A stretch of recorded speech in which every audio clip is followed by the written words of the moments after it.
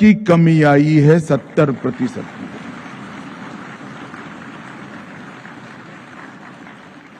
और 4 से 14 की तुलना में 14 से 24 में नागरिकों की मृत्यु में 85% की कमी आई। 12 महत्वपूर्ण शांति समझौते कर हाथ में देश के दुश्मनों ने सप्लाई किए हुए ऑटोमेटिक वेपन लेकर घूमने वाले 10,500 युवाओं को सरेंडर कराकर मेन स्ट्रीम में लाने का काम भारतीय जनता पार्टी की सरकार। और एक प्रकार से पूरा उत्तर पूर्व जो अपने आप को कटा हुआ महसूस करता था, उत्तर पूर्व में जाते हैं तो उस वक्त पूछते थे कि भारत से कब आए हैं। आज उत्तर पूर्व ट्रेन से जुड़ा, रेलवे से जुड़ा, वाटरवेज से जुड़ा। भौतिक दूरी तो दूर हुई ही है, मगर दिल्ली और नॉर्थ ईस्ट के बीच में दिलों की दूरी भी दूर करने का काम ये सरकार ने किया। और एक प्रकार से बहुत महत्वपूर्ण परिवर्तन आया है।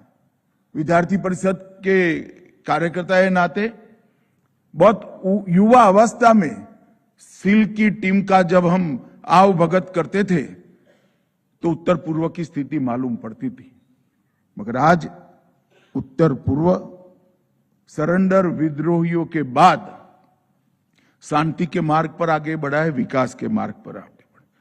उसी तरह से जम्मू कश्मीर 2019 में मोदी जी के नेतृत्व में धारा 370 को समाप्त कर दिया गया और उसके बाद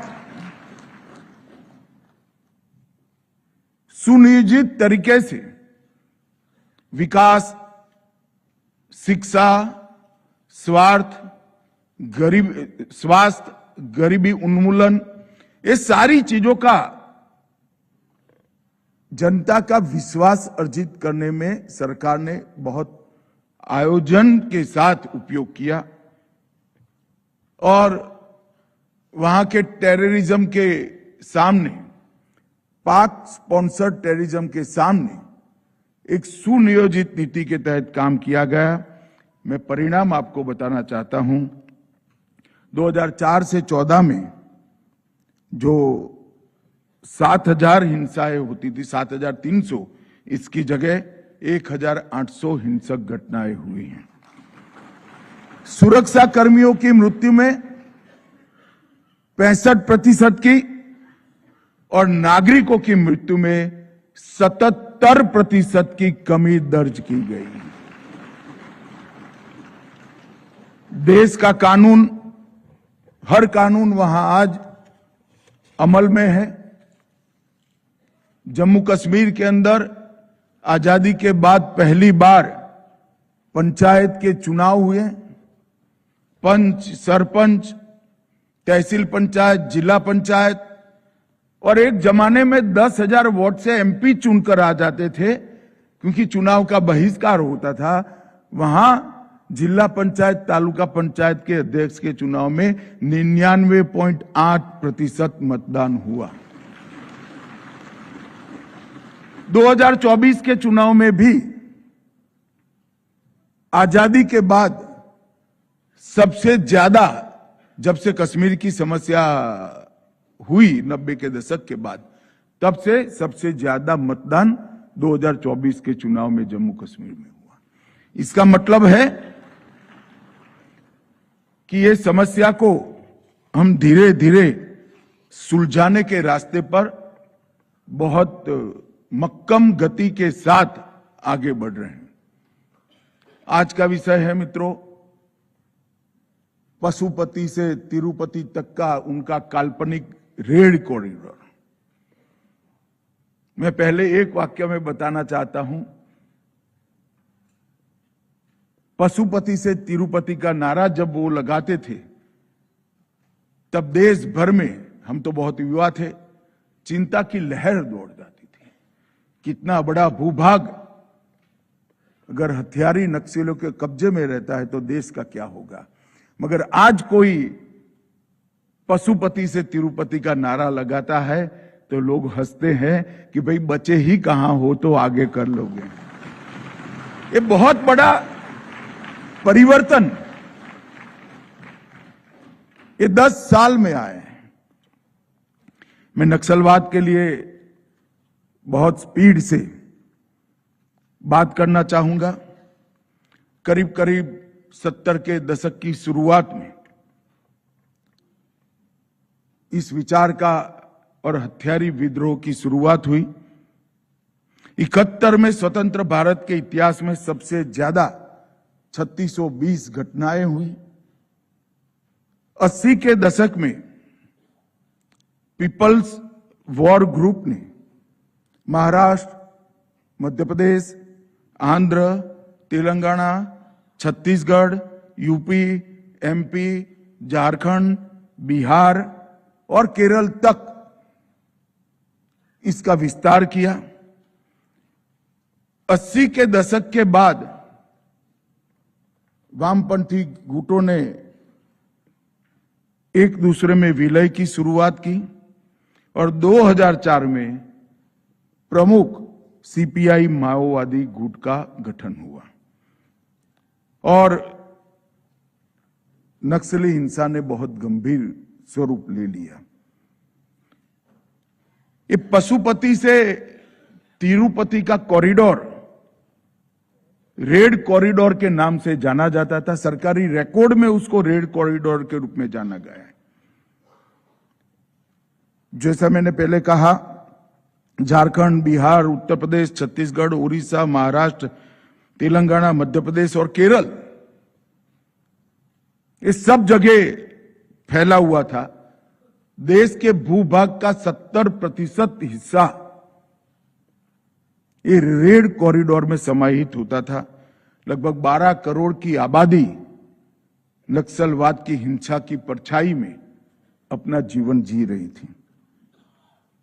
एक प्रकार से उस वक्त की आबादी का 10% हिस्सा नक्सलवाद के दंश झेलकर अपना जीवन बिता रहा था और उसकी कंपैरिजन में दो जो और हॉटस्पॉट थे, कश्मीर 1% भूभाग आतंकवाद की चपेट में था और उत्तर पूर्व देश का 3.3% भूभाग उत्तर पूर्व की अशांति से ग्रस्त था। 1%, 3.3% और 17%। ये कितना विराट, कितनी बड़ी समस्या जम्मू कश्मीर और उत्तर पूर्व के कंपैरिजन में थी, ये बताने के लिए मैं एक बात करता हूं। शायद कुछ बुद्धिजीवी लोगों को मेरी बात पॉलिटिकल लगेगी, मगर मैं तथ्यों के आधार पर कहना चाहता हूं। जब तक वामपंथी दल बंगाल में सत्ता पर नहीं आए, तब तक नक्सलवाद वहां पनपता रहा। जैसे ही उनको सत्ता में आने की सुगबुगाहट हुई, नक्सलवाद वहां समाप्त हो गया। ये बहुत सूचक संयोग है जो हमें नक्सलवाद का कारण बताता है। मैं बाद में और भी इसकी मीमांसा करूंगा। जब 2014 में मोदी जी प्रधानमंत्री बने, भारतीय जनता पार्टी की सरकार बनी, मोदी सरकार ने संवाद, सुरक्षा और समन्वय तीनों पहलू पर काम करने की शुरुआत की और आज नतीजा ये है कि मैं विश्वास के साथ इतने बड़े फोरम में कह सकता हूं, 31/3/26 को इस देश में से हथियारी नक्सलवाद समाप्त।